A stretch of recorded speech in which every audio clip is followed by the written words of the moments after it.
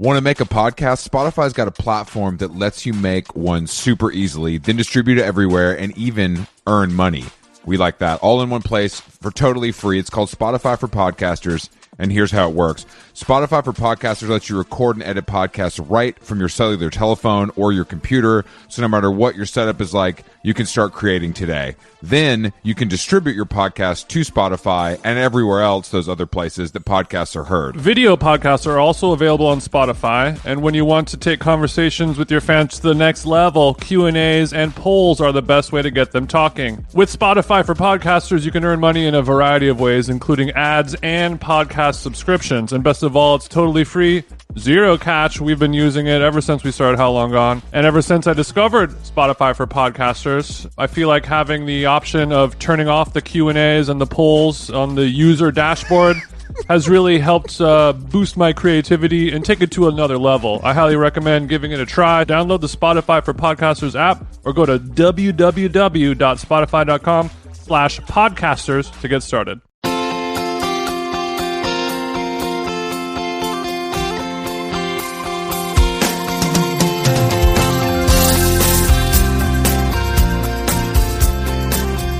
Jingle bells, Chris Black. What up? Ho, ho, ho, bitch. How you feeling? I'm feeling pretty snazzy, actually. I'm feeling good. I've had a good Christmas Eve so far. What have you been doing over there in Glendale? What's the Christmas weather hitting like right now in Los Angeles? It's nip. There's a nip in the air. It's not super freezing, but there was a little chance of showers this morning. We missed that. And we did not get any, but it's cold, man. It's like, 50 degrees. Sounds nice. Yeah, it was raining all day here, but luckily I had a nice a Burberry coat to protect me from the elements. Shouts goes out to Burberry. You guys rock. So isn't there supposed to be some crazy snowstorm there tonight? Or like rain, black ice thingy? I don't know. I think you're getting worried about heading to the East Coast, TJ, because it's the weather. I mean, it rained, but tomorrow's going to be a little cold, but then after that, it's back up. But there's no snow in the forecast. No, well, KK said she saw some. She went to go check the weather on there, and it said there's like a Christmas Eve storm warning going on, and I did get a little shook. But I'm glad everything is okay. Santa playing tricks on you, but I would suggest packing some pants. So nothing crazy. But, just some pants that go to the ankle. I have to pack for 8 crazy nights on the American South Seaboard. I have one cursed to me carry-on that you guys keep making fun of me about because because I don't have a fucking Rimowa like every other influencer loser in the world. I hope actually, at least it's not away. It could be worse, but hopefully maybe Santa will bring you some new luggage. Maybe Santa will bring you some new luggage. No, I don't want anything more. I hate checking luggage. I don't want anything bigger than this carry-on. So even if I get a different set of luggage, it's still not going to hold it. Just so you're clear, Rimowa does make a carry-on, so it's not it's not like I know they do, but I'm saying it's going to hold the same amount of shit as the suitcase I have, so it's not going to help me any. I'm good. Yes, the only difference is I'll look cool for what? All the people in Atlanta, they don't matter. You'll look less broke just in life, bro. One day we're gonna. I would disagree. The Rimowa, it's a sign of thirst, and I'm not a thirsty cat. I'm more of a laid back in the cut kind of guy. You know what I mean? No, it's thirsty if you buy. Yeah, if you're rocking the Dior like James Harden, or you're rocking the Off-White see-through joint. But if you're just rocking a regular classic Rimowa, there's no shame in that game. I'm saying that it could project a little bit of energy that is, I call it luggage poor. You've heard of house poor? There's a type of person. Yes. There's a type of person who's going to cop the Rimowa, even though, even if they check with their accountant father, they would not approve of that purchase. You mean it's like when somebody has a Tesla but they live in Glendale? No, it's there's a little. I mean, I see your attempt at a jab, but it's more of like the guy who has like a Gucci belt versus like just like a plain Jane, Xenia belt or something like that. You're like, oh, like this is somebody who has, they have the Rimowa because they want everyone to know and see it. And like, look at my shiny, loud silver suitcase. I'm important. I have a fucking contacts. My tumbler's rocking. I'm catching feelings and flights. I'm sorry that I rock designer in every aspect of my life, Jason, and your jealousy, I can hear it through the Bose. Well, there's a lot of different designers, headphones. Is all I'm saying. There's a lot of different designers. That's a good point. Okay, so speaking of that, so I have a few travel questions before we get to our guest interview. So, sure, because you've been circumnavigating all over this globe of ours, spreading the good gospel and the safely spreading my holiday cheer. Okay, so first of all, I don't know how I'm going to fit 8 days worth of clothes, winter stuff, workout gear, a tennis racket, podcast recording gear, all in one bag. It's not working. I can't do the math in my head how this is going to work out. And also, my clothes are so big because I'm so tall. So one pair of shoes fills up the whole fucking suitcase. I'm fucked. I understand that actually, even though my clothes aren't quite as big as yours, they're pretty big. I have the same problem. I would suggest checking a bag is probably my suggestion. I used to be like you too. I used to be like you too. I've been burned too many times by checking luggage. I just stopped doing it. Bro, look, you're not bringing your CDJs. Your needles aren't going to get lost. By the way, Jason, today I meant to tell you this. We'll get back to this, but during Barry's stay, the instructor said that he loves he misses EDM, and drops are better than sex during the class. And I literally looked around and was like, "Damn, is Jason teaching this class?" I thought I was dreaming. It was crazy. I mean, drops are better. He than wasn't sex. kidding. Bumper sticker on the back of the fucking Tacoma is cool. He also said a drop hit, and he was like, yes, this shit is like it's 3 a.m. and the Molly just kicked in. Let's go. And I was like, this guy is sick. Oh my damn. Okay, so I'm glad that you're able to live vicariously through this Barry's instructor on all Christmas Eve. He also said sick tats to me when I left the class, which is another favorite of mine. But anyway, if you say 3 more of these anecdotes, I don't know if I'm going to get on the plane. I'll be like, you know what? I think I'm dodging a bullet here. I'm just going to stick around in good old Cali. No, so I think I would just check a bag, fam. I don't understand the big deal. I mean, you're not making, honestly, bag checking. I really started doing it when I was going to Europe more often. But I would say if it's a direct flight, you have very little to worry about. I know. You know what I mean? It's when you start making the transfers, but you don't want to be limited in your drip options. I know I'm finna be limited, and also like it's literally Christmas Eve right now. As soon as I finish recording this podcast, I have to edit it, mix it, master it, and then drive to Bay parents' crib, and then like wake up at 4 a.m. tomorrow morning. Like this it ain't gonna be no. You don't have to get up at 4. What time do you guys get here? Well, we gotta leave. I don't know. We're probably gonna leave here around 5:30. I don't know. Like even though we just want to be there early. We haven't been to the airport. This is our first flight all year. I'm a little. I like to be there earlier if I can. I do too, and I'm. I like to assume you have lounge access. You probably don't, but it is a nice safe space at the airport. So we all lost our status. No, they actually extended the status this year. They gave us a freebie, so that lie is not going to work on me. You're too good, but I would say, you need to bring your racket, bro. We're gonna be hitting every day. I've already got offers out in every city. Okay, well, I'm gonna figure out how to bring my racket in some type of tote bag thingy. I put it in the tote. I put both rackets in the tote. No sweat. Okay. Well, unfortunately, I got a lot of other stuff to bring in that tote too. But this is boring. So the question I had was, so once we get on, like you go to the airport, you're wearing the mask the whole time, obviously. And then once you get on the plane, you wear the mask the entire flight, I'm assuming. So does that mean there's no food and drinking allowed? How does that work out? No, I think you just, I think it's just like you move the mask down, take a sip of your water. They don't do service, though. You think or I'm asking somebody who has been on the flight. Who has been? Oh yeah, they're not going to say you can't drink water for 5 hours, but you can't. They don't do like a meal service or like a drink service, or maybe they do. I think maybe you just have to ask for it. They don't walk up and down the aisles. I believe. So I believe. what if Honestly, you have like, you're flying to Australia, the motherland, you got like a 14, 15-hour flight. What do you do if you can't be eaten because you got to wear your mask the whole time? no, you can eat. I think. I just think it's like it's just they're not going to serve it to you. Is the understanding I have.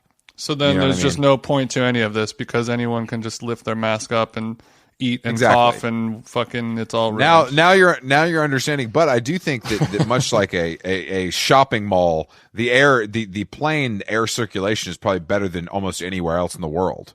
So that is something to give you a little peace of mind. But also, I mean, you read that on one of your QAnon websites, Chris?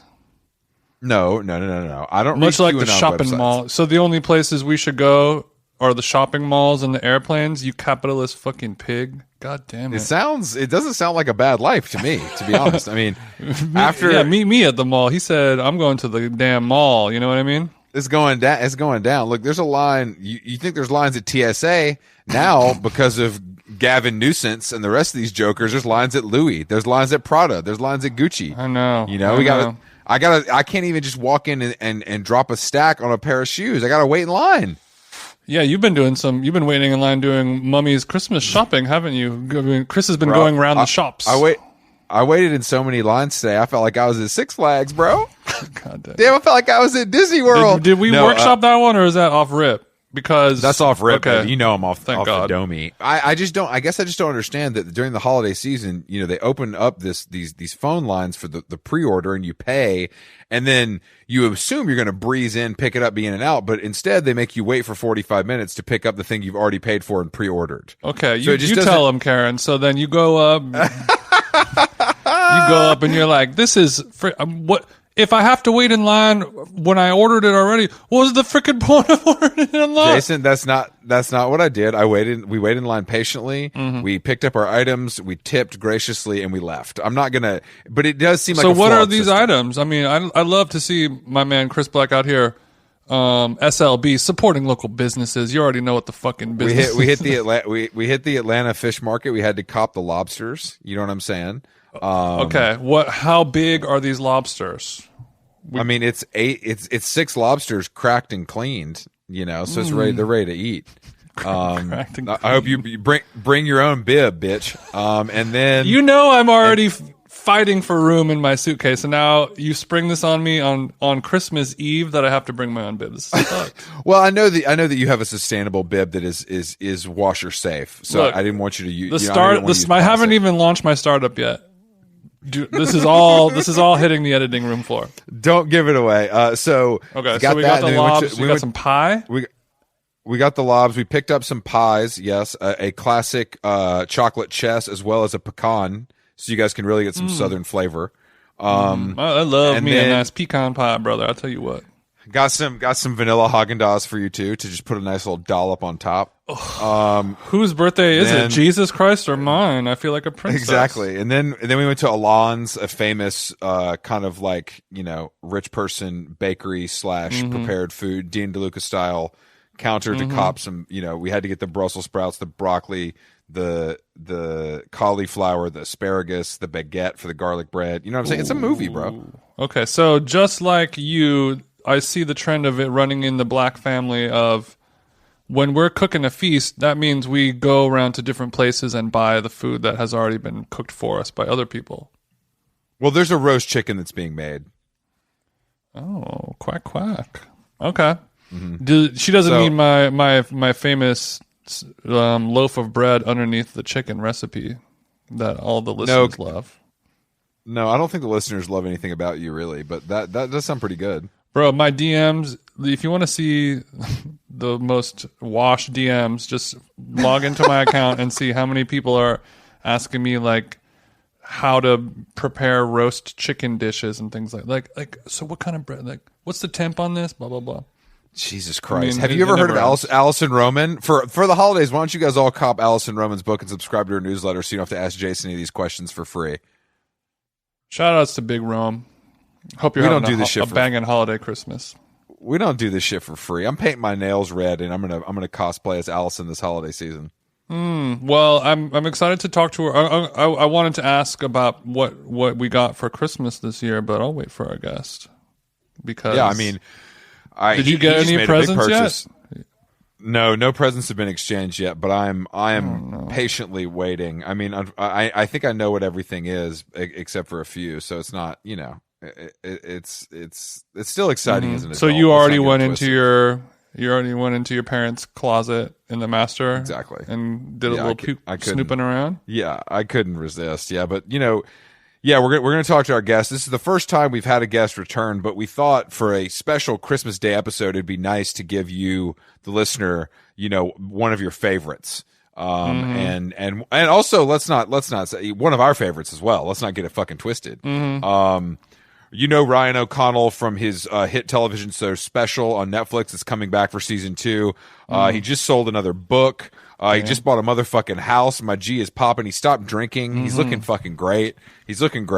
I'm sure he's going to tell us some revenge fucked up bot stories. is on fucking fleeky. The revenge bot is absolutely out of this world. So we're gonna give him a call, and hopefully he's dressed up like Santa, even though we can't see him.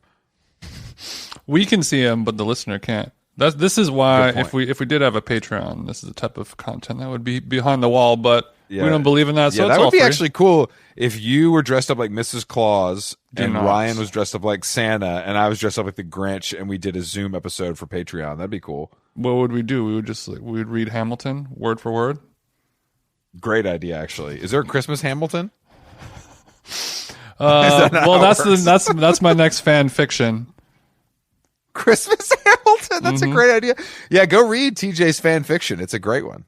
Yeah, I've been bit by the fanfic bug. So if anyone wants to watch like Twilight with me, culturalfanfiction.com/TJ. Yeah, so far I've only been doing That 70s Show fanfic. Like what if Wilmer kissed Ashton, stuff like that. No, that would be weird. That would be crazy. But unless that'd be crazy. But that's something I think we should. I think if we're going to do a Patreon, it should be fan fiction about shows where men kiss. I think that could be a good market for us. Yeah, I mean it's so random it would never work. But I don't know. Isn't everything just like so random in 2020? It's crazy. These are my thoughts exactly. All right, well let's give Ryan a call. We have a lot to sink our teeth into. Ryan, are you recording on like GarageBand on your computer? Yeah, I'm recording on GarageBand. Yeah. Perfect. So you can see the levels, the volume level looks. It's moving, honey. She's got a heartbeat. She's got a heartbeat. Is it a boy or a girl? I don't. It doesn't. Gender's a construct, babe. Reveal. Haven't you heard? Jason keeps messing up with all the gender stuff. I have to have a talk with him off mic. Honey, make it a New Year's resolution. We all have our blind spots. You know what I mean? Yeah. Wait, I feel like I have questions for you guys because I know this is like unorthodox, but I've been listening to How Long Gone and I'm obsessed, but obviously I don't listen to it when there's like another stray guy because I'm like, if I wanted to hear 3 straight guys talk, I would like transport myself from ages 1 to 29, but I feel like I have to just acknowledge, there needs to be an acknowledgement section for the interviews you've done, because some of them have blown me away. Now, Chris, some of these headlines you've received because I've live texted you while listening to them. I love when I get a text barrage from Ryan while he's clearly listening, and then it's like every 5 minutes there's a new revelation. You just get hit with okay, wait, and then you're like, oh, it's about to come. Exactly. It's about to come. Totally.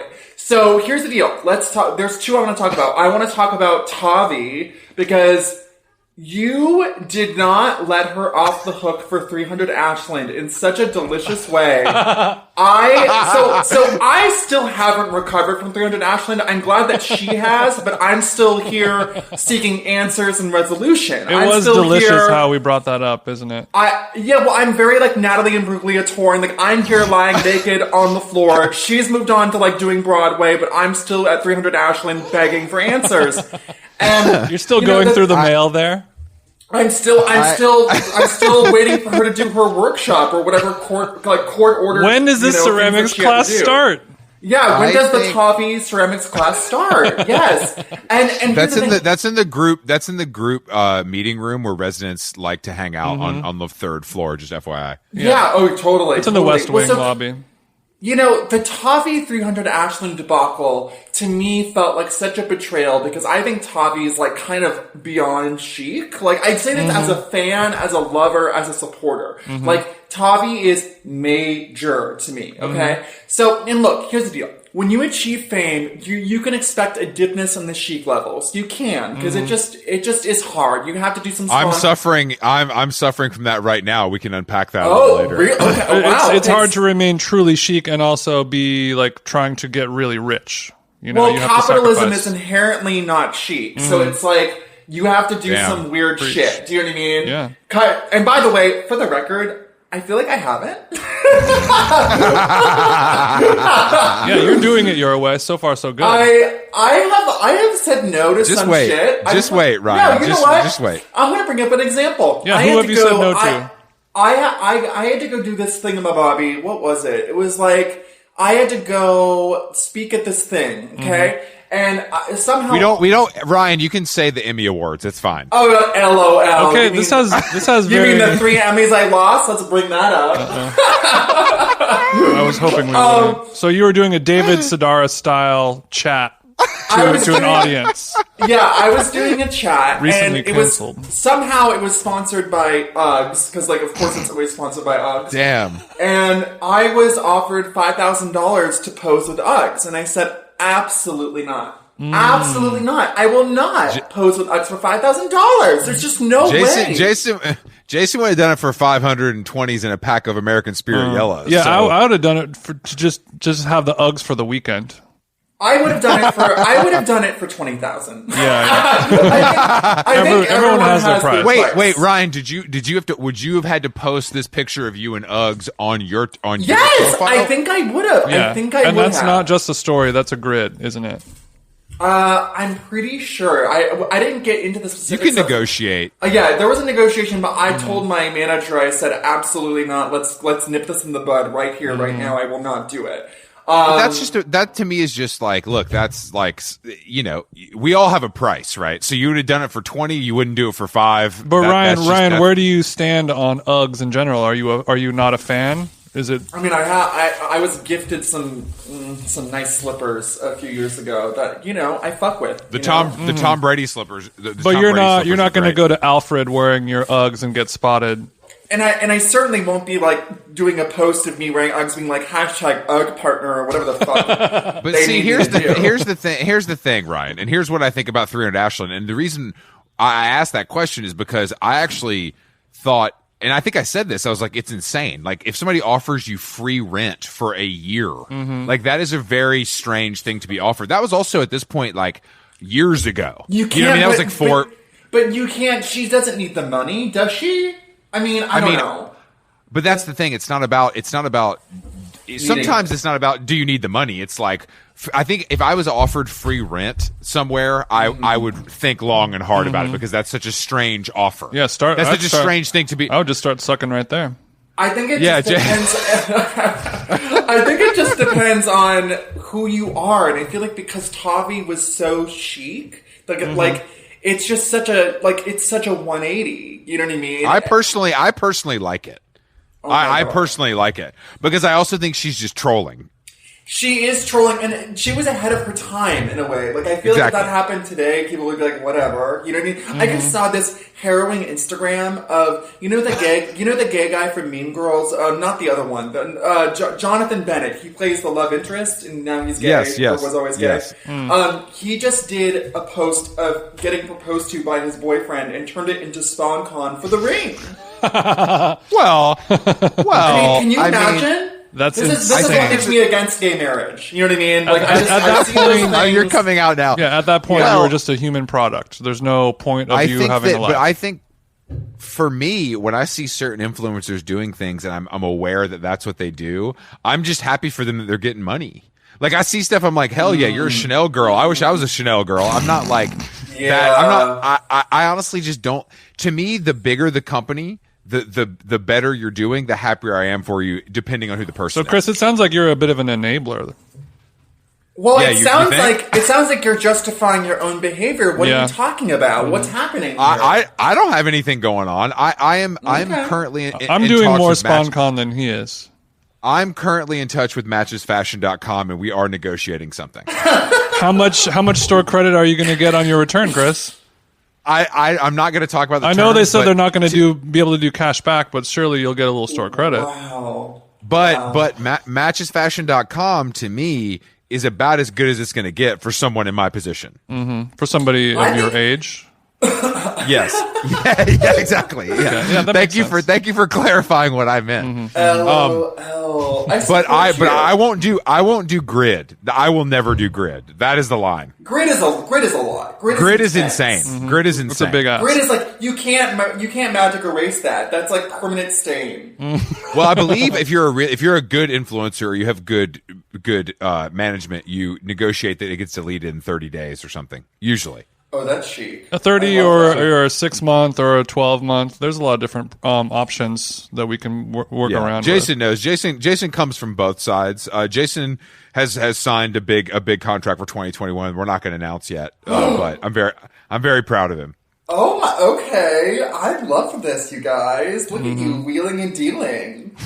Well, Ryan, we want to break into Hollywood, so we might need you. Yeah, Ryan, we might need. We can't have fake jobs forever, Ryan. We I will. don't know if you want to ride get your this help. horse onto the lot, honey. Oh my god. I don't. No, I think it would be really. I think it'd be really great if How Long Gone television was executive produced by Ryan O'Connell. I think that would help us. That's gorgeous, honey. She's wearing her producer hat. It fits good. So let's party. I'm saying, I think we have a 2021 can be development and obviously brand awareness, but the 2022, I think we're hitting the airwaves. That's the timeline we're looking at. Yeah, 2021 is all about incubation. 2022 is about delivery. Yes, exactly. And exactly. people don't talk about incubation enough, and thank you for bringing that up, Ryan.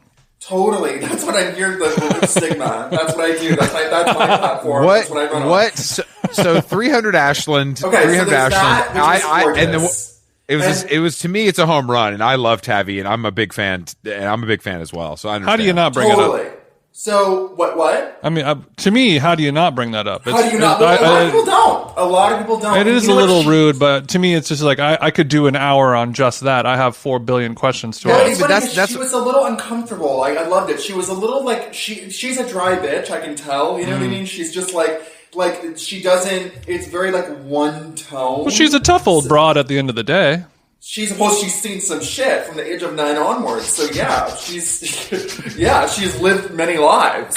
But okay, so then the other one I want to talk about is the one that shocked me to my core, which is Whitney Port. So I'm not familiar with that. Wait, which episode was that? I don't remember that one. How was that a good one?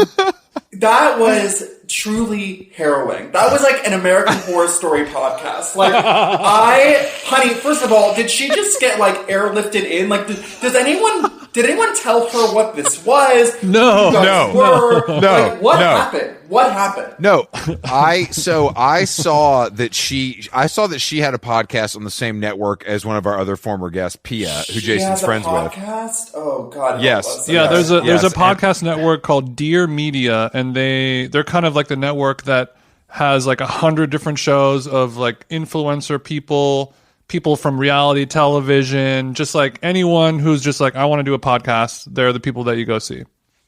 Okay. If you're like remotely famous, like if you were on a Bravo show and you want. Yeah. So they once we did Pia's episode, they had reposted us on social media and stuff. So I just like sent a DM. I was like, hey, I noticed that Whitney Port is on your network. We would love to have her on. They're like, take her. They're like, please, she's a male. She's a male. Be nice. She's been very busy with motherhood lately, Ryan. Come on. Can you put me in touch? And then I just talked to her agent, and then I talked to her assistant, and it was honestly really easy. And her assistant ended up being from Georgia, Atlanta, so instant bond. But yeah. Whitney, I thought Whitney was going into it completely blind because she definitely didn't know who we were. She definitely never listened to it. Nope. I thought she did a pretty good job. I thought she did a pretty good job. That is very generous, and I feel like you have to say that. Ryan, what do you think? As a listener, let me tell you, she not only shit the bed, she it was shocking. I mean, she could not hang. Didn't know what was going on. You guys were telling jokes that just went right past her head. Like, she was like, what? She was dazed and confused. My favorite part was when she was shell-shocked.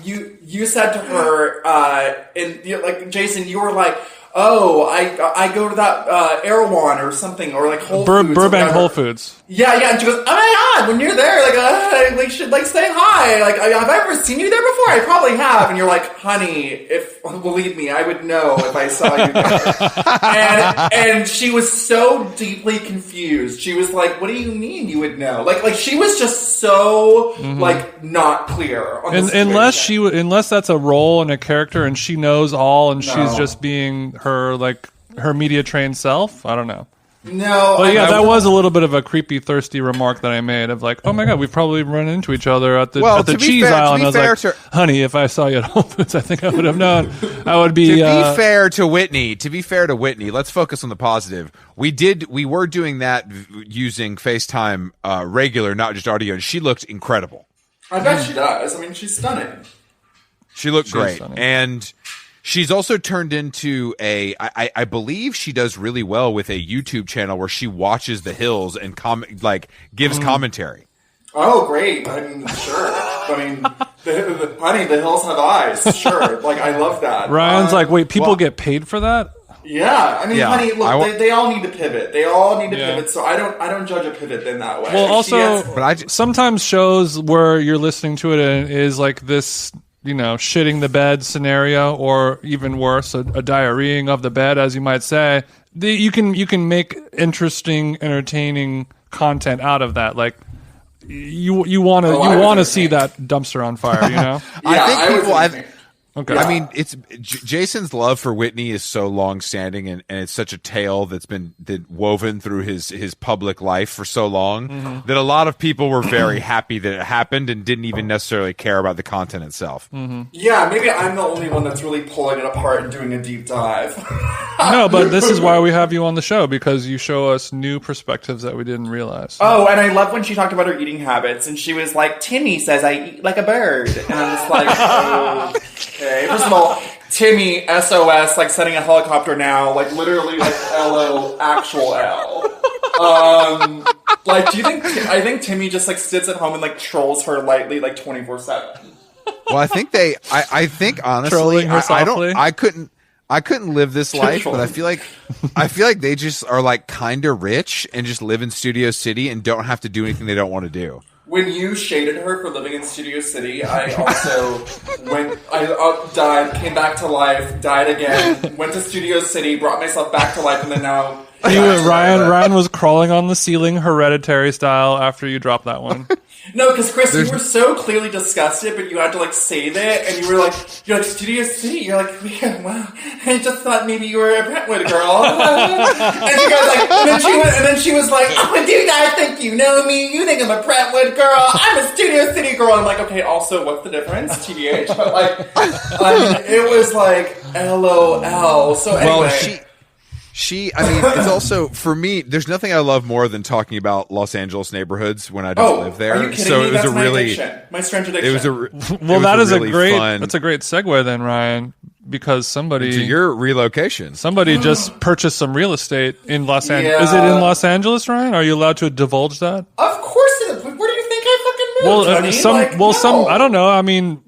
maybe it was in Santa Barbara. Yes. Oh my God. Well, yeah. I mean, I want to. I knew the show got a season 2, so I thought you were going to squeeze a little bungalow between Oprah and Ellen up there. I don't know. I don't know if we did like Joshua Tree investment property. No, I also saw that. Didn't Jonathan sell a book too? Yeah. He did. Well, it must be nice, Jason. If Jason and I became a couple, do you think we'd make more money? Or do you think you guys would definitely make more money if you were a gay couple? I mean, think about the Spawn Con. I'd definitely be spending more. You guys would have Spawn Con for days. You know what I mean? Yeah. Like, something to think about for 2021, Jason. While we're just looking back on the year, I think it's something we could probably consider it. I can just imagine you guys doing a staged photo shoot in front of the produce section in Whole Foods, posing in front of eggplants and doing like eggplant emoji, me and my boo at Whole Foods.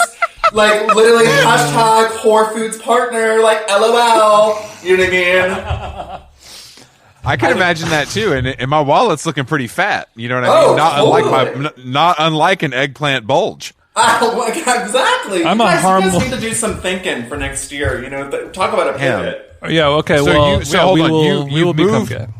You guys, I moved. I moved during a pandemic. I bought a house during a pandemic. The whole story is insane. So basically, like, but you're a COVID freak too. Oh, honey, I'm a COVID freak. I'm boy in the bubble. I'm basically, I'm crazy. Drop the COVID routine, Queen. Well, no, it's babe. Like, by the way, like, it's oh my god, drop. LOL. Well, I just don't leave my house. Period. End of story. It's very short. Copy that. Are you immune compromised? No, I'm not. It's like funny. Like, cerebral palsy is like so TBD because it goes from mild to wild, and like you just never know. But like, I have a mild case. It doesn't affect me in the immune system. It doesn't affect my breathing. Like, everyone I talk to is like, Ryan, you're going to be fine. Like, it doesn't actually affect you in that way, blah, blah, blah.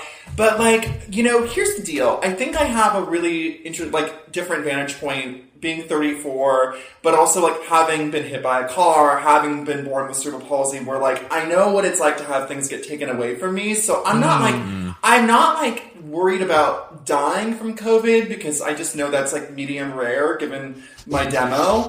But I am worried about like something like being like one of those like COVID long haulers or like basically I've just learned that like you don't want to fuck with this. Like I'm not working with a full deck, baby. Like I'm working like and the deck that I do have I've adapted into a full deck with like some fucking like, you know, Cirque du Soleil gymnastic bullshit, but like I'm not ready to like rock the boat again. Like this boat's been like weathered. No, I think that makes better safe than sense, sorry actually. is wise for everyone.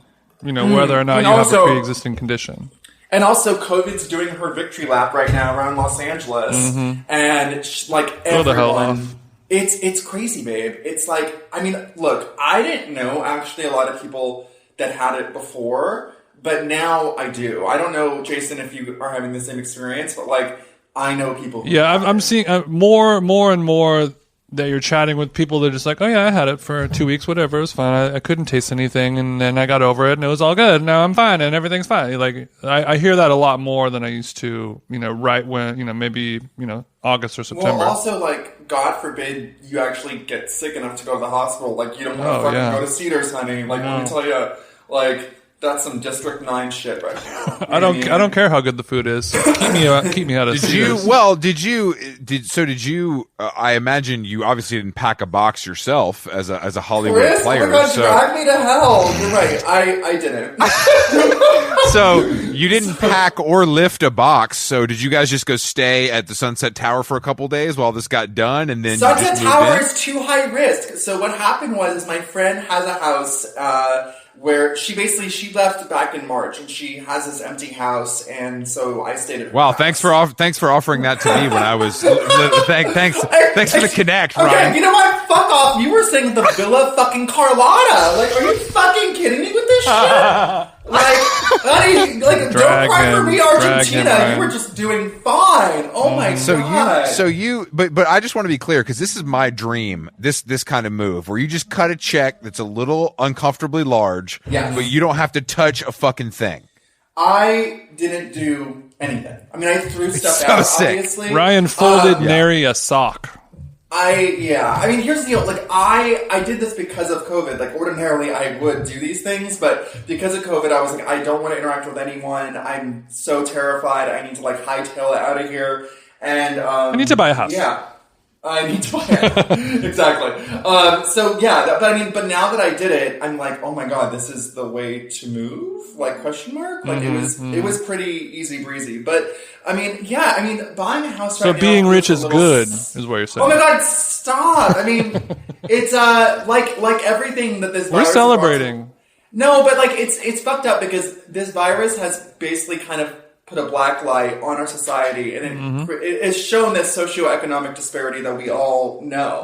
You know what I mean? And I think, like, back, like, the whole experience of COVID is that I've been kind of insanely lucky, to just be at home. That in itself is a luxury to not have to, like, be out there working and all that stuff. So it's just, we live in a very fucked up world. But You're right. And I'll tell you what, nothing is more twisted than going from beautiful, scenic West Hollywood to Echo Park. oh my god. Okay, you know what? Are we in Echo Park? Is this confirmed? Yeah, we're in Echo Park. Okay, first of all, fuck off. I love Echo Park. Are you kidding See me? you at Lassen, sweetie. It's a little down market. Oh my god. Okay, you know what? Have fun Chris, with you know those what? I gotta freaks posing in front of things murals, up. motherfucker. I gotta wrap it up. I'm sorry. I No, forgot. I'm kidding.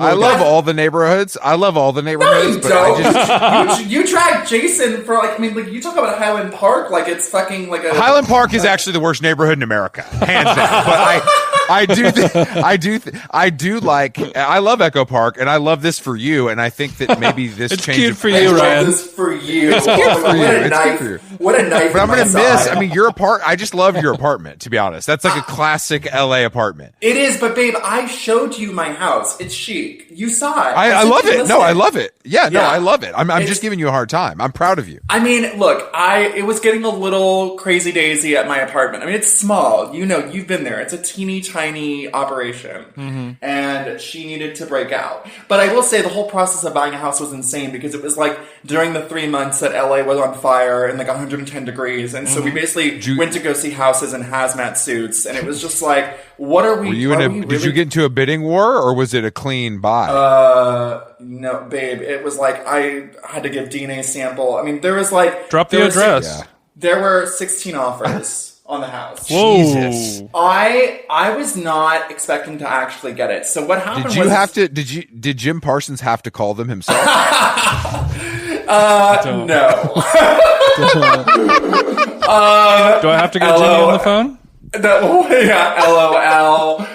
No, basically what happened is that I was not expecting to get it at all. We were looking at places, and I'm a picky bitch, babe. I want character. We know. Yeah, I want a character for days. I don't want some soulless flip. I don't want any of that shit.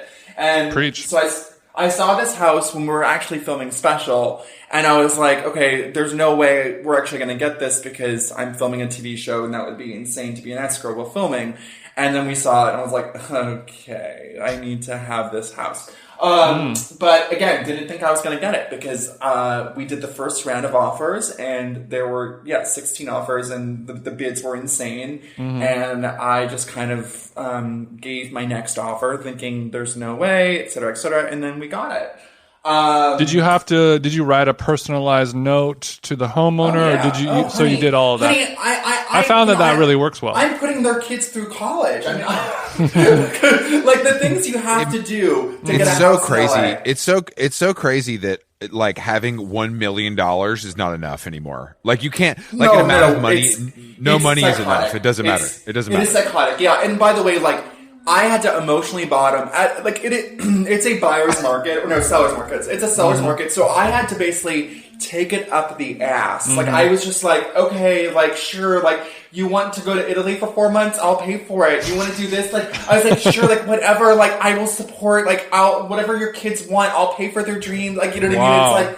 It's like, by the way, the people we bought it from are lovely, but it was like we had no power. It was like truly lol. I mean, as a bottom myself, I was used to this. So like you know what I mean? So like that old familiar sting. Well, because it's like I'm used to being, a power bottom in the bedroom, but a true top in the streets. Let's go. And like, Let's go.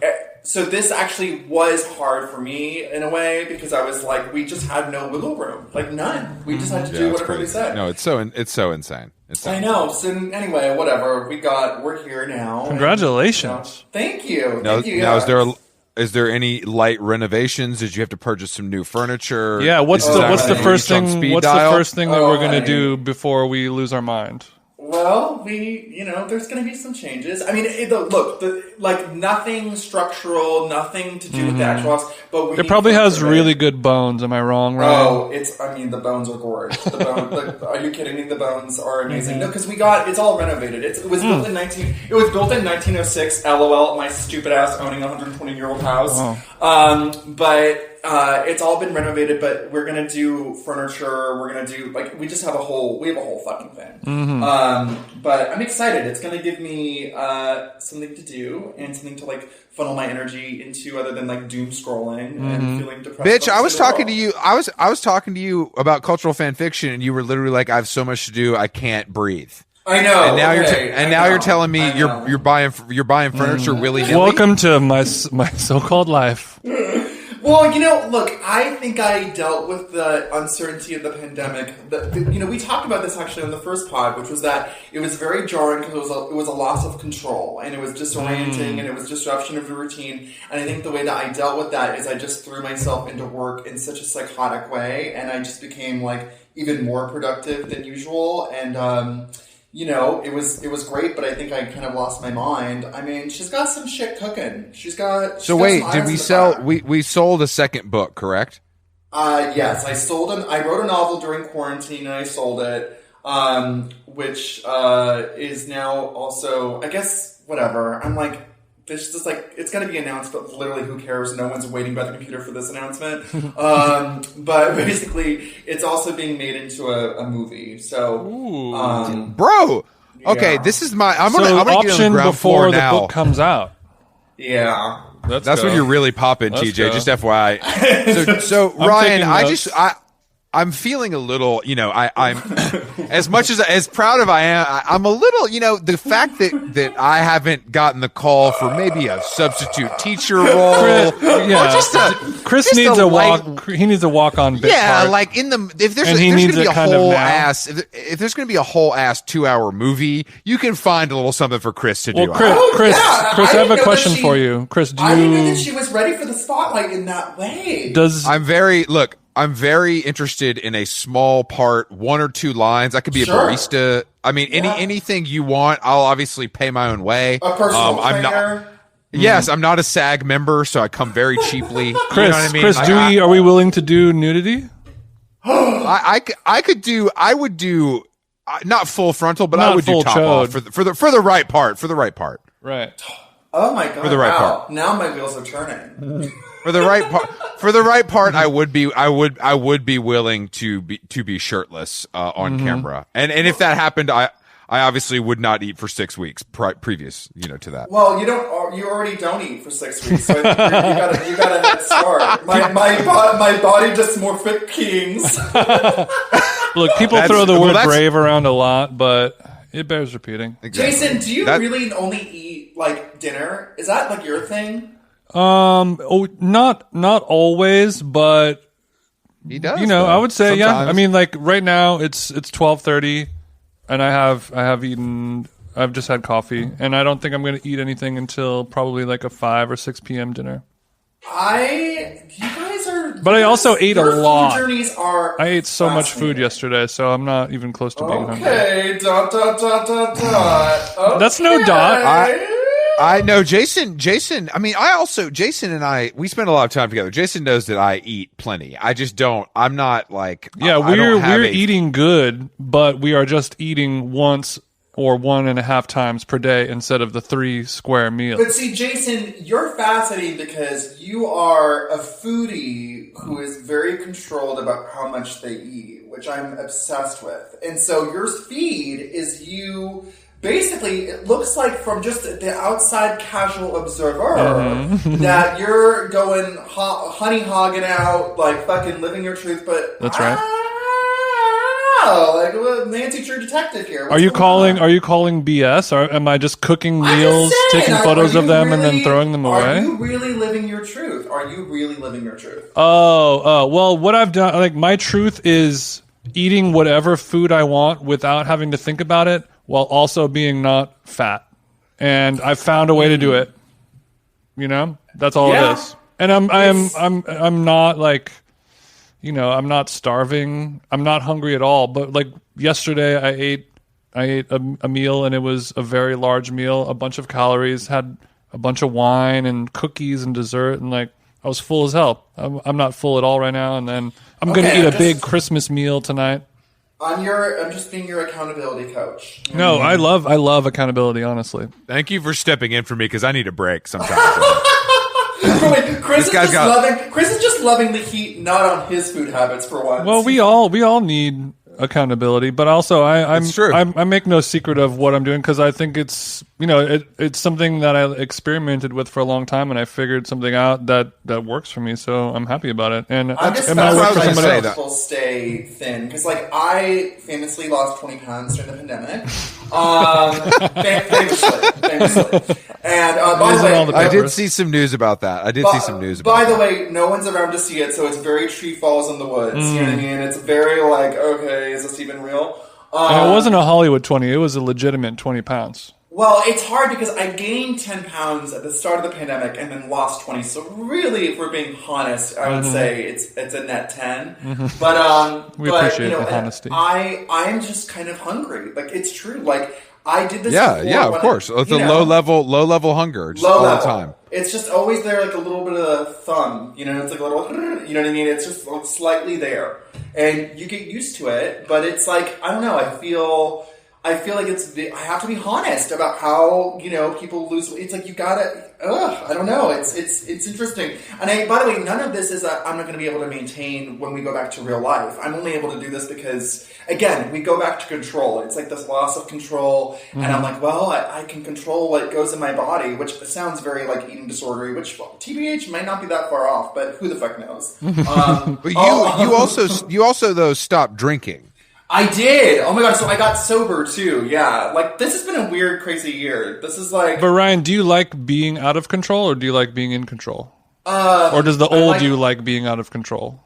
Well, I like being in control, but I think I liked it so much that it drove me insane, and that's why I drank. You know what I mean? And I think that's kind of. But here's the thing: like I remember, Chris, when you told me that you were sober. We were at Pause for Shame, Gracias Madre. And oh dear God! And by the way, talk about a place where I need to drink. I was like, so I ate plant-based, blah blah blah blah, but I feel like I ate a Big Mac and need to like go home in a wheelbarrow. Like, riddle me this. So I say no, gracias. Yeah, it's anyway. But I remember you had told me you had gotten sober. This was like many, many years ago, and I remember thinking, maybe even since you was like, "Oh, I'm gonna be sober." Like, I always knew that sobriety was my final stop, and I knew that after quitting painkillers, I knew that alcohol was like a detour because I never liked alcohol the way that I liked opiates. And I think that also made it harder. Yeah, well, I think it also made it harder for me to admit that I had an alcohol problem because the relationship wasn't as, like, opiates were like, can't live without you, like, insane, like, cravings. Like, I would, like, vomit sometimes before picking up. Like, it was, like, wild. Like, it was, like, I was very, very deep. And alcohol, it wasn't really that way, and it wasn't as intense, but I really got to a point where I was drinking basically a bottle of wine a night, and I think that becomes, like, very normalized. And, like, I mean, there's just so many other circumstances, too. Like, I think when you're doing painkillers, it's so obviously kind of forbidden and so clear that you have a problem. But with alcohol, it's so normalized in our culture. It's such a, like, we basically worship at the, altar of alcohol. As, you know what I mean? And well, specifically, I feel like wine in general is this funny, it's like its own world of drinking. Wine that has mom, a totally wine different. mom. Yeah, if you post a picture on your Instagram stories of like, I'm watching, Home Alone and drinking a bottle of wine, and everyone's like, oh yeah, go off. You're having a great time. Self-care, awesome. But if you're like, I'm about to chew this Xanax because it hits faster and watch Saved by the Bell, you're like, oh God, ooh, scary. We need to check on you. Yeah, no, absolutely. And I think because we've all been, taught to believe that alcohol is this huge problem solver, and we enable each other as a giant, like, culture. Like, all we're doing is enabling each other. And I remember, like, when my drinking really, really intensified, which was during the beginning of the pandemic, I remember I'd go on Instagram and it'd be like, quarantini, like, or it'd be like, who was that chef that, like, made a giant vodka cocktail at, like, 10 a.m. and people were like, yes, my queen! Ina Garden, yeah. And they're like, yes, my queen, go off, 10 a.m. vodka! And I remember being like, wait, that's really disturbing. Like, you shouldn't be drinking vodka at 10 a.m. Or like that show, the Today Show with, like, Kathy Lee and Hoda when they're drinking wine at 10 a.m. And again, it's all seen as, like, funny, but it's not. I mean, it's actually really disturbing. And again, if it was Xanax or any other drug, you'd be like, oh my God, like they were so concerned. But otherwise, it's like, go off my queen. And I think that's really, really fucked up. So my drinking got really insane during the pandemic, and I just like wasn't even getting drunk anymore. And it was like, okay, what the fuck am I doing? And then I read this book, which like truly I've never been this bitch. Like when people are like, I read this book and it changed my life, I'd be like, okay, like get a personality, like what's happening? But I read this book called How to Quit Drinking by Alan Carr, and this other book, This Naked Mind by Anna Grace, and it like I read it in one day, and it was like this perspective shift where I was just like, never again. And I've never drank alcohol since. No. I've heard a lot of people talk about that book. Which one? Which one? The first one you said, How to Quit Drinking? Yeah. It's like, Jason, it's truly wild. It's just like it cracks your brain open, and it kind of allows you to see alcohol for what it is, which is essentially kind of a scam. And I think yeah. I don't know, it's just like it was just, and what's crazy to me is that I have not had any craving since. In fact, if someone is drinking or smell wine, I get nauseated. It's been like totally, it's fucking crazy. But what about your partner? Oh, he still drinks. honey, everyone does. I'm all alone here. I'm like literally on my own island. I mean, here's the thing. Like, I also think like I feel like I've been like de-brainwashed. Like, I no longer again see alcohol for like, as this amazing thing, whatever. And I feel like I've kind of like leveled up, and I feel like everyone else is still like, give me more, and it is a little isolating. You know what I mean? It's a little weird. Especially when you can't be like, oh, like I don't drink, I'm more of a marijuana guy or something like that. Yeah, I'm just full blown sobs, which I'm like obsessed with, and I feel like all the rumors are true, babe. It's like annoying, but like, it is better. It really, I know. I mean, it is annoying. It is. I agree with you. It is annoying, but it's like it's true. It's like it's.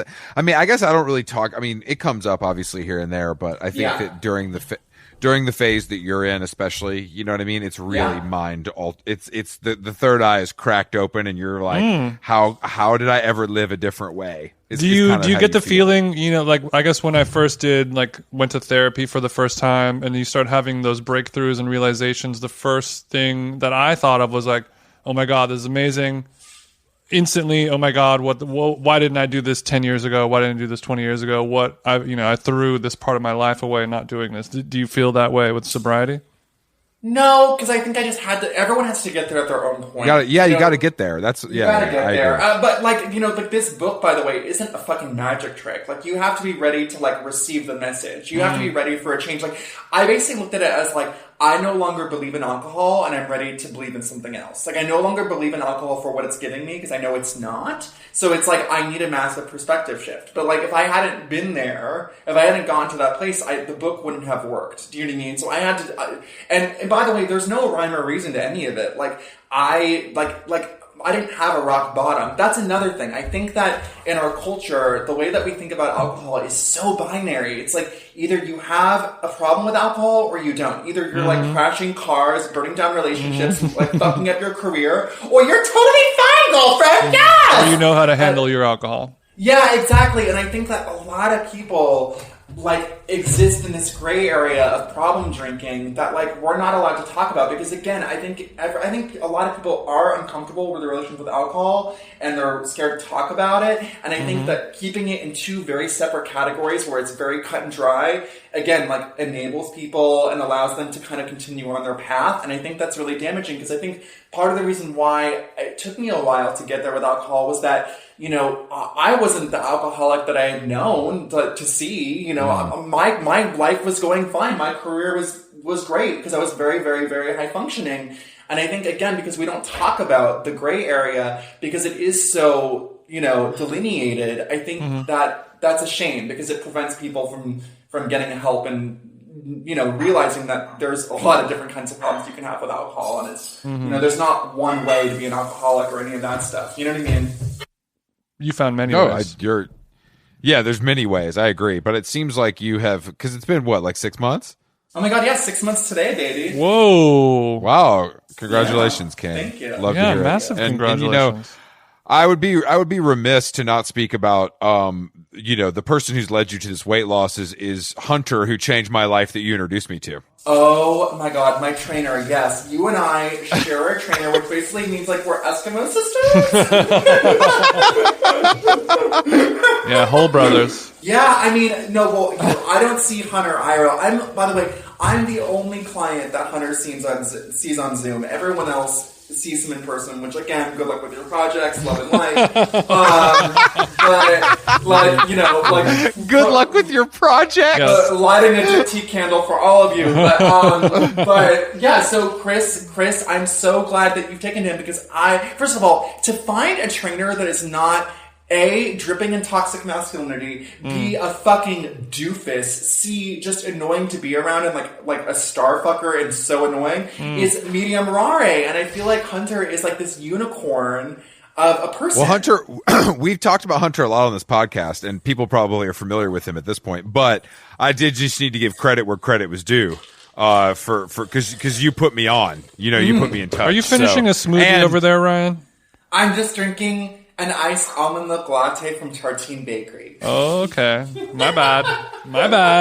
Wow. And you just really had to suck up the last bottom bits of that oat milk. Yeah, that was a slurpy, derpy. Okay, wait, go ahead.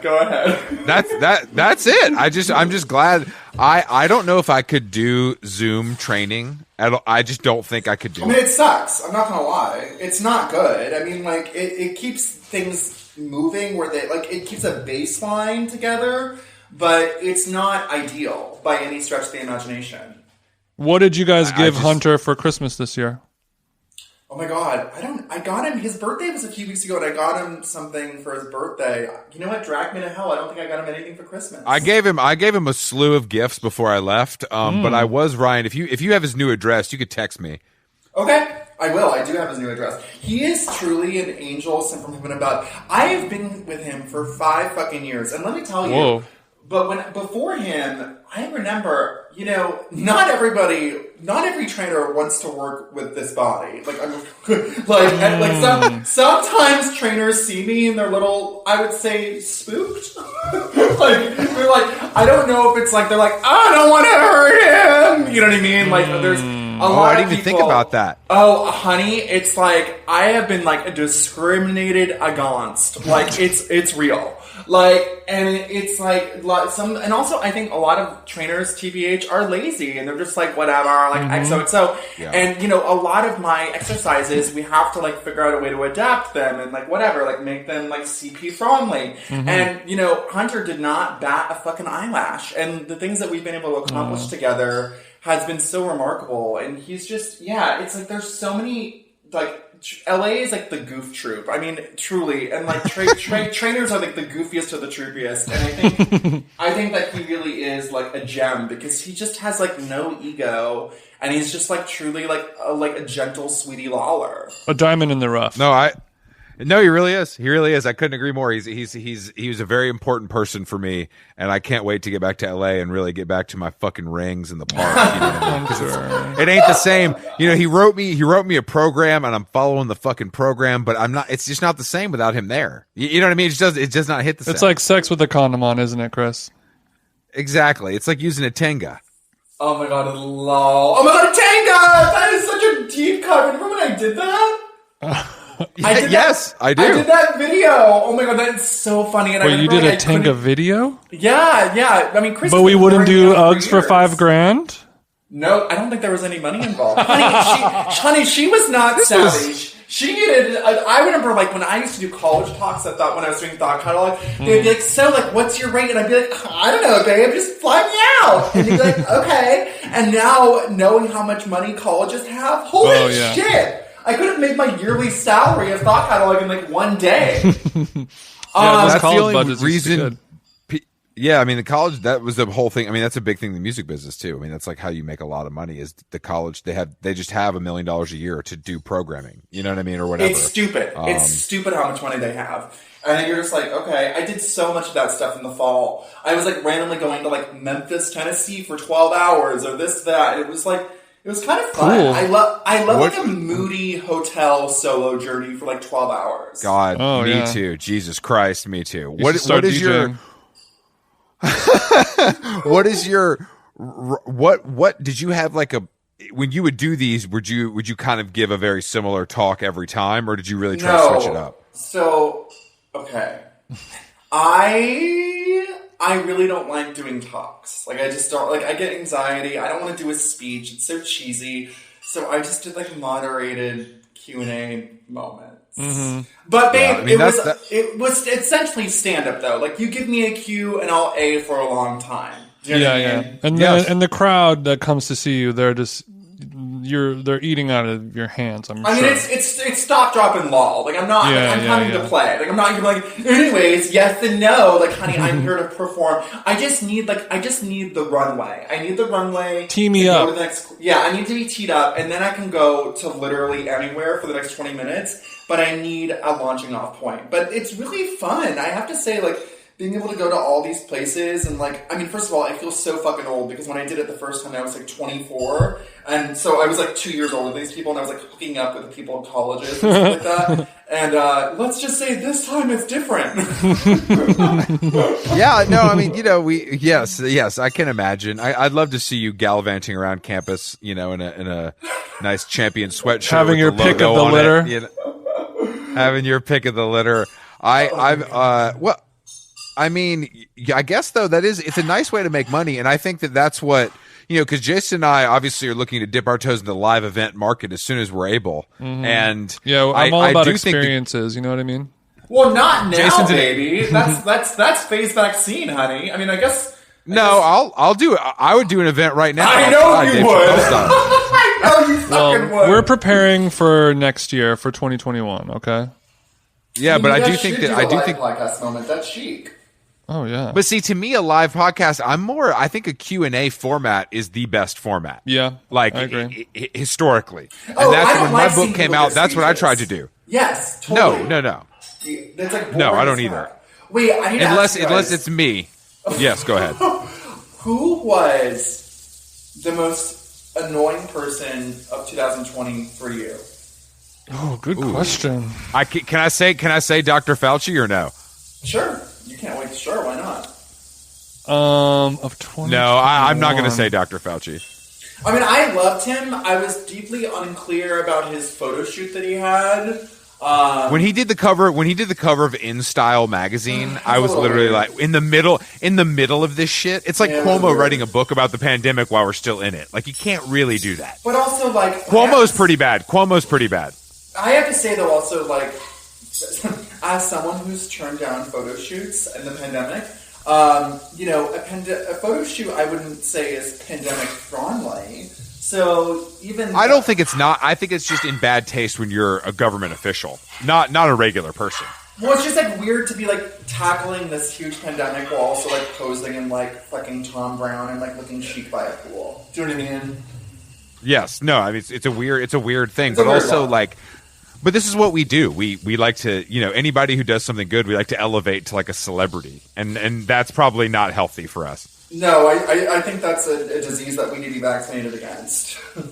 That's true. 2020. I mean, Jason, besides Jack Harlow? Jason, who's your least favorite? Oh my God, Jason's gone. Jason might have gone to the bathroom. He does this. Oh my God, he does. I heard the door open. Well, can I? He has a small bladder. By the way, I don't think he would say anything. That's such a power move. Can I talk about mine? I think I need to get off my chest. Oh, wait, what? What is it? Tell me. No, it's fine. Please tell me. Okay. Get it off your chest, King. I need to talk about this. Okay. And I feel really bad about this. Okay, so... Don't say me. It's going to be... No! Oh my God, LOL. This was just like a long con for me to confront you. Intervention? LOL, yeah. I'm like, anyways, now that we are here, just the two of us, ... No, here's the deal, babe. I am really trolled by Cazzie David. Ooh, okay. You know, I heard that book is a real motherfucking stinker.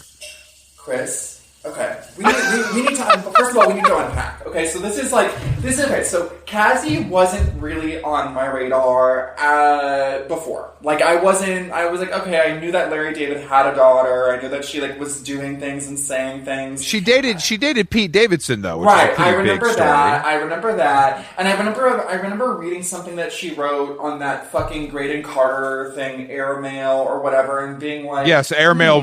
I'm a big time subscriber. I love Airmail, so we're not going to disparage that. But yes, I remember reading one of her articles and being like, okay. But that was that. You know what I mean? Like, God bless. You know, she's finding her voice. She's like 24 or whatever. And then the press blitz comes out for... It's incredible. The best of all time. I mean, first of all, her publicist needs to be making overtime, whatever. Her publicist is being Larry David's daughter, though, I think. Well, you know what I mean? For sure. So here's the deal. So, again, not really on my radar. You know, I have limited inventory in my noggin, like, whatever. And the onslaught of press, I had no choice but to open up my door to her and what she was selling. And I read that article, it's a chapter of her book called Too Full to Fuck. Now, honey. We've all been there. No, actually, wait. I want to talk about, we need to rewind the tape. Before I saw that, I had a lot of mutuals on Instagram posting the fucking book, being like, oh my God, Cazzie! Like, come on! Yes! That is a book! Like, yes! And I was like, first of all, I know these fuckers aren't reading it. and you know, but it's definitely not. But it's political, like everything in this fucking business is. And they don't want to piss off Cazzie fucking David, whatever. And, you know, I'm truly, by the way, gonna start a GoFundMe for people's spines in Hollywood. I swear to God. I'm like, honey, preach, Ryan, preach. No, seriously. I'm like, honey, you know this book is probably bad, right? Question, like, of course they do. Whatever. Okay, so that's all happening. My eyebrow is cocked. You know what I mean? I'm like, okay, something isn't right here. Mm-hmm. And then the excerpt comes out, and you know, you read it, I assume, right? I did not. Which there was a few though. There was one called Too Full to Fuck, where she talks about being ... too full to fuck. I did not read that was because it good? That doesn't interest me. Chris, I don't believe you. This fucking went viral. Honey, come on. Honestly, Jason can vouch for me. Sometimes when I hear too much about things, I just don't care anymore. It's my whole thing with Prestige TV. I just don't care. Okay, I don't care. That's fair, and I kind of actually share that sentiment with Prestige TV. So the title "Too Full to Fuck" did where not. She talks about that did not make you want to read it, is what you're saying. Well, I read the excerpt, and it really is about her just being like, sometimes I eat too much and I don't feel like fucking. I mean, truly, this is not me being shady. Like, there's nothing more to it than that. Do you know what I mean? Mm-hmm. And like she thinks that's a novel idea and thought to have. I say this as someone who wrote for thoughtcatalog.com. I understand my resume. Okay? I understand my history. I understand my background and how it feeds into this, okay? Do not. When I tell you, if we got this essay in 2011, maybe not 2012, 2013, because it took a nosedive, but in 2011, we would not have published this essay. On a sentence level, it was so profoundly terrible. I couldn't believe it. I actually could not believe it. Like, and also, I'm like, is her editor trolling her? Like, how did she let this come out? No, Ryan, I have a feeling that she refused to be edited. Yes, and so much because she's a celebrity's kid, and like this is a win-win. Whoever puts this out knows it's going to sell. They don't have to do anything, and it's going to sell, and they'll get all the best press. So like, honey, when you say they don't need to do anything, trust me, they took that. They took that literally. They didn't do anything. No, they literally they went to the Bahamas, honey. They went night. She just sent those pages. They just sent those pages, and they called up Kinko's and they said print it. Like literally, I mean. I'm telling you, it was truly one of the worst pieces of writing I've ever read in my life. Like, it was shocking. So then I was obsessed. Then I was like, wait, what is happening? Who is this person? I'm fully addicted. Then I read all her press, interviews, which are truly so embarrassing. And again, I say this as someone who also had to promote their memoir at the age of 28. I get it, okay? So I think also, when someone trolls you on such a deep level, you have to be like, okay, what is this that's triggering me? Because obviously this has something to do with me as well. Otherwise, a bee wouldn't be in my bonnet so much. Right. And, I think this is because I have a history of being, in my 20s and having a platform when I probably shouldn't have, et cetera, et cetera. But I gotta tell you, the things I was reading, it blew my mind. She wrote this thing for Elle that was a love letter to quarantine, where she literally is like, I know the quarantine's bad because so many people have died and everything, but honestly, I love it because I have social anxiety and don't need to go to dinner anymore. And I'm just like, wait, what? Again, the L.com editor is truly LOLing into her coffee, truly being like, chef's kiss, XOXO, here's the rope, go hang yourself. I mean, these editors are doing her dirty, honey. They're trolling her so hard. Because when I see a piece like that, I'm like, oh, no. They know what this is. They know that this is garbage. They know that this will get attention because it's garbage, and they don't give a shit. It works. It gets clicks, baby. It does, but god damn it. And then it's so funny because, people have such an issue with nepotism. And I remember, with Lena Dunham, there was such a hubbubaloo about her. But I'm like, first of all, let's get real about Lena Dunham. Her parents were a fucking artist. And, the two artists, honey, they don't have connections to HBO. It's not the president of a studio. No, exactly. But by the way, what she did have is that she had money and resources, which is why she got to where she was going faster than everyone else, because that's what money does, is it gives people time and energy, and that's why you end up making a movie when you're 24, because you have money to make a movie at 24. So, when you're getting mad at nepotism, get mad at the system that supports that and the giant economic inequity that exists in our culture. Don't get mad at Lena Dunham for just unfortunately, I'm not going to let you badmouth nepotism on this podcast. I personally have never benefited from it, but I like it as a whole. No. It's just how the world works. No. Look, here's the deal. So, but why I'm mentioning Lena is Lena had actual talent. I mean, she it is what it is. She fucking wrote and directed a movie at 24 that was good. What the fuck? I didn't even have farts that I was proud of at 24. What?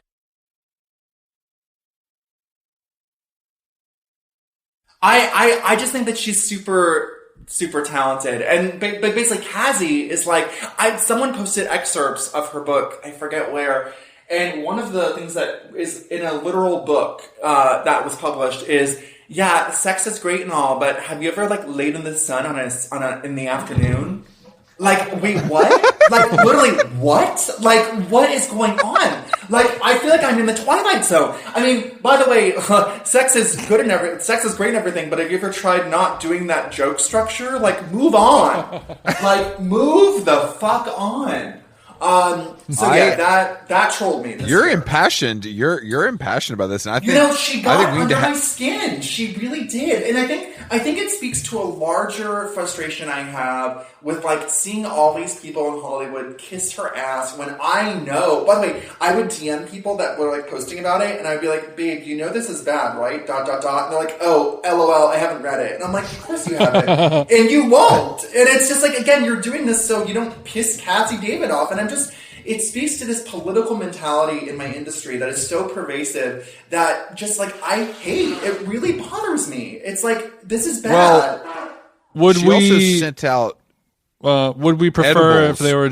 Would we prefer if she was just modeling like everyone else's celebrity daughter or yeah. son? Sure, yes. Go model, yes. Go fuck John Mayer with Andy Cohen and have fun. Do you know what I mean? Do you think John Mayer and Andy Cohen are having sex? I mean, we've talked about this. A recurring theme that appears on. We're talking about it on pod now, baby. Do you think they've had sex? Or excuse me, do you know that they've had sex? And I'm not going to ask you to confirm a source.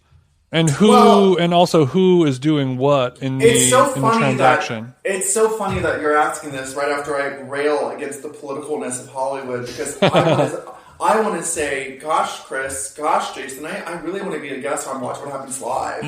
So, I'm going to be the bar. I'm going to be the bar. Sealed. That's what we need to do. So with your movie, Ryan. Yeah. With your movie, maybe maybe we can work in like a Watch What Happens Live scene, and then that's the way you could be the bartender. You know what I mean? I think that's maybe something to think about. Can we just also acknowledge like a man that has fucked both Andy Cohen and Cazzie David? If that's not range, I don't know what is. You know what I mean? Like that is it's like, incredible. Truly, like hide your kids, hide your wives, hide whatever. But like no man, no woman, no one's safe. No one is safe. You know what I mean? I think him and Andy are just buds. He's probably the godfather to Andy's child. You know, I don't both like this can be narrative true. you're painting about my king, but I'm gonna. Yeah, you could be the godfather. Well, by the way, it's not a negative picture. I didn't care about him until I thought he was fucking Andy. Now I'm like, now I'm in. Now I'm like, okay, good. Like, show me something good. As a known John Mayer stan, it is just another feather in his cap, really. Such oh my talent. god! Did you guys? Well, okay. Have you guys read Jessica Simpson's amazing memoir, Open Book? No, but people have talked about it a lot on the show. We have not listened or haven't read. I don't want to retread, but she really. No, you can retread. She does her best work, skewering John Mayer, and she really goes in. And John Mayer it's kind of everything you think he is, which is just kind of a sociopath that like uses. I think he's grown since then. Does she talk about how his dick looks like it curves to the side or something? No, but she talks about more how emotional. Got it. When they broke up and he was being an emotional terrorist to her, as he always is, he would just hang out with her parents. Like he would be like that. Like he literally would go over. That's fire. By the way, Joe Simpson just like wants to fuck him. So Joe's like, "Come on, knock on my door. I'll be waiting for honestly, you." Ryan. That sounds like a TJ move. That sounds like a calculated TJ type move. Yeah, I want to hear, John, you're staying for dinner, aren't you? Well, I guess. So Joe's weak in the knees. Joe's like, honey, I know my daughter did you bad, but, come on over. We'll make such a handsome boy. Yeah, so he's full. So John is just fully hanging out with her parents after they break up, which is truly that's a fucked up move. That's psycho. It reminds me of like when I broke up when my boyfriend broke up with me in high school. And I went insane, and I like would hang out with his friends that I couldn't stand, like and fish for information. I'd be like, "Yeah, I'm so glad we were able to connect." So like, what is he doing? Is he like literally at like CPK? You know what I mean? I'd be like, "Hey babe, I'm so glad that we kind of finally get to be friends." And it's like, okay, it is a unhinged sociopathic move, and that's John Mayer, baby. Well, look, the songs are good, and I'm able to separate the man from. Chris, have you met him? Because I know he hangs out with like Nomi and everything. Like he's around. Unfortunately, I haven't met him, which is shocking. Well, I have, but it was it was like kind of pre-fame or like early days. So it was like, but don't worry. What was the first album he did? Room for Squares. It was something? Well, he came came to prominence living in Atlanta. Like he was living in Atlanta when he like started to get famous. Okay. And I was obviously deeply embedded in the singer-songwriter coffee. Oh, totally, honey. Did you court him as a manager? He was on his Nora Jones. I wish. If I'd courted John, if I would have ever been John Mayer's manager, I would not be talking to you two bozos. I tell you that right now. I'd be too rich. How long gone? Very long. very long. Don't leave the light on. Don't leave the light on. Ryan, it's been a pleasure. Oh, thank you guys so much for having me. This is honestly a gift to our listeners on Christmas Day. We thought no one would be better. You're the only guest to ever return, ever. Yeah. And you probably will be the last one for a long time because the How Long Gone booking department is robust and full of requests.